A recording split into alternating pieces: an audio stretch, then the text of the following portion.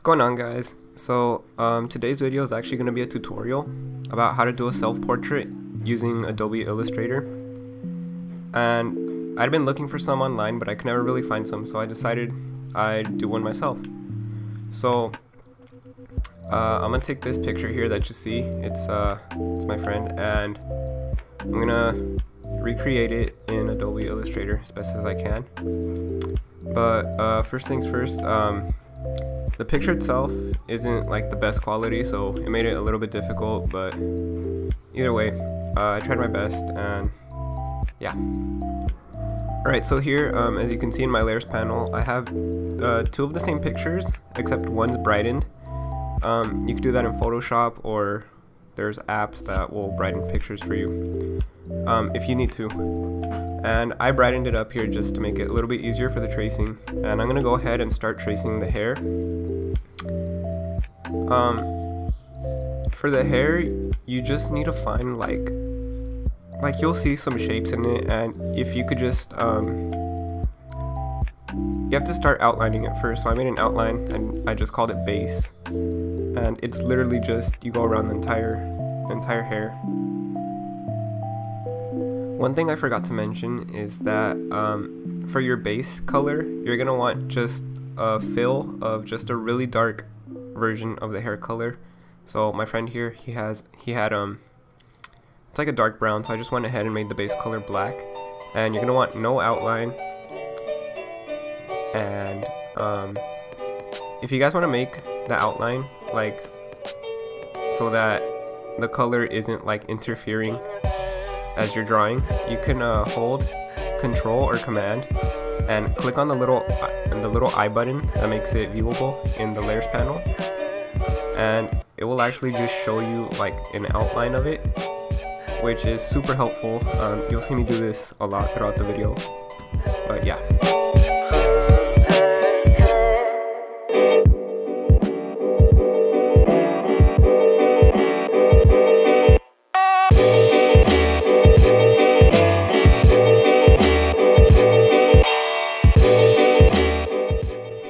The next thing you're going to want to do is you need to choose a color that is closer to your hair, or the hair that you're going to be drawing, and make sure it's dark. And I made a new layer and I called it just like dark. So you're going to want to just start looking for the random shapes I was talking about earlier and start tracing them. You're going to want to have a lot of these because it's going to be like the base, so you don't want like that black showing in the background for your base color. And I'm going to go ahead and fast forward it here as I do it.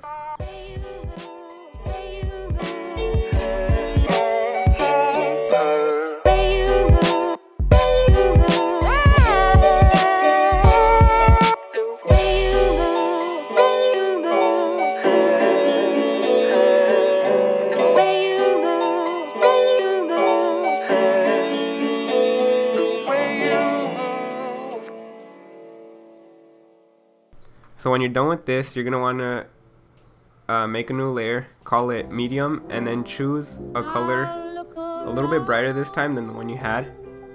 And you're gonna pretty much want to do the same thing. So just make some shapes going around the same direction wherever the hair is going, and make sure you put a lot, so that way it's not like there's not a lot of gaps in it.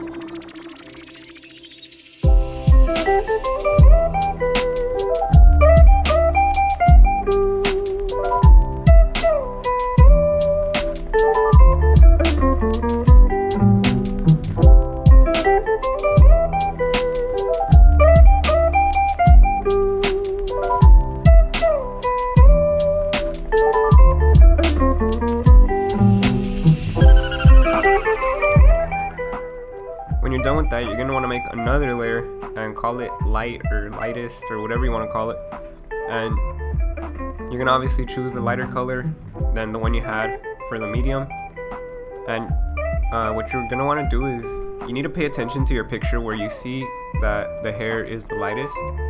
So just go over those spots again and make sure you get it nice and even, so that way it doesn't look all choppy.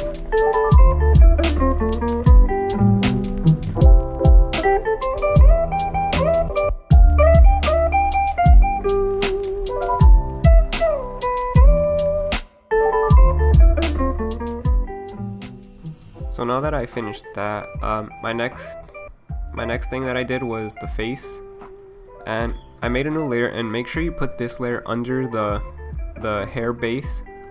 So just get your eyedropper tool. The keyboard shortcut for that is just I, and just like sample some colors from your actual picture for the skin tone, and you could see your color box to see if it's the one you want, and just kind of like go around it until you choose the color that you want. And then you're gonna want to get your pen tool and start making an outline of the face.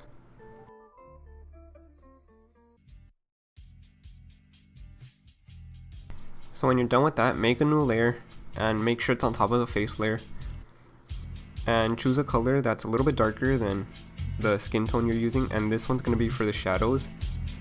So just get your pen tool and make a general outline of like where the shadows are, and you're going to want to do this for like your mid shadows. And then after you're done with that, you're pretty much gonna make another layer and call it darkest face shadows or whatever, just something to let you know. And yeah.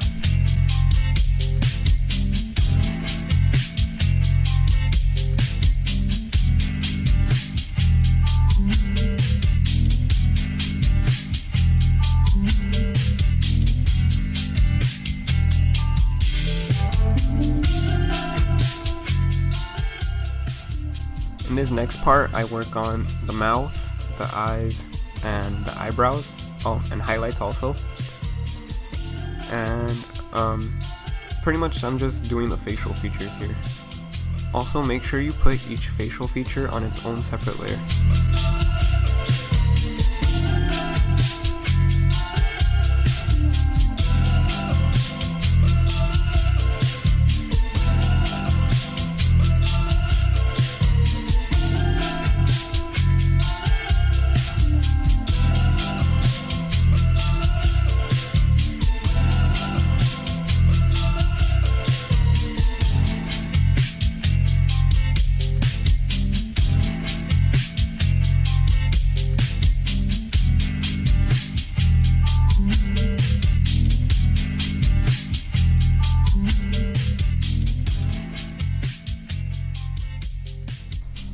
From this point, I make a new layer on top of all my layers, so it's gonna be like the very top one.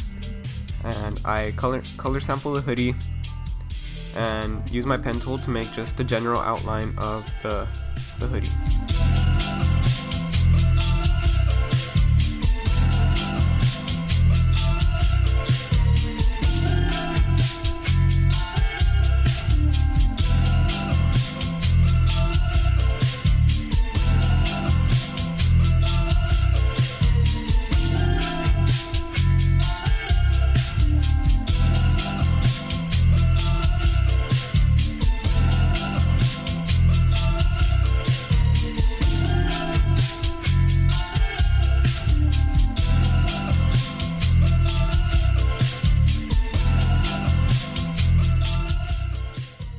Since we've already filled in all this area around the neck, you can actually just make a new layer under both the face, and I use the hoodie, and you don't really have to stick to the actual shape of the neck, which is why I make like a really broad square, like a square shape, to just fill in that area so that way I don't miss anything. And you're gonna see me do that in a bit, like right there. And after this, you pretty much just go over what you did with the face to add some shading where you see it and some highlights where you see them. But you could keep this on the same layer if you want.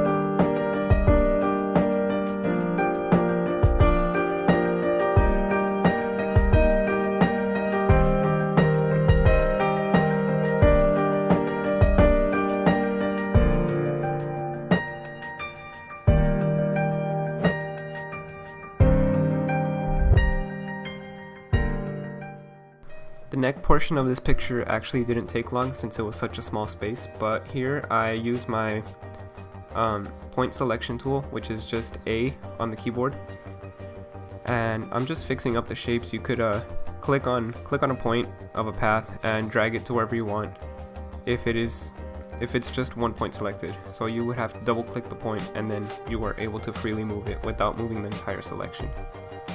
So I fixed up the neck, and next I work on adding shading and shadow to the hoodie.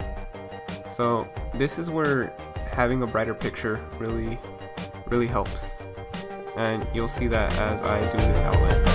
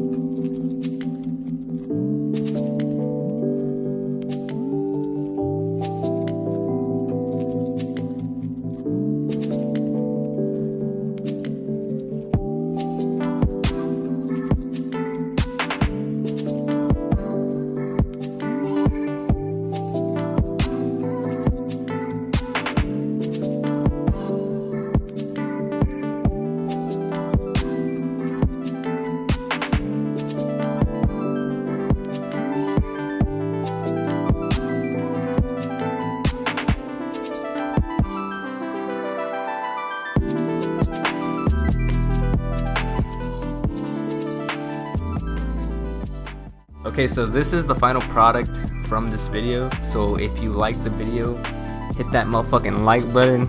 Make sure to comment all your questions down below, and other than that, it's been your boy Hernandez.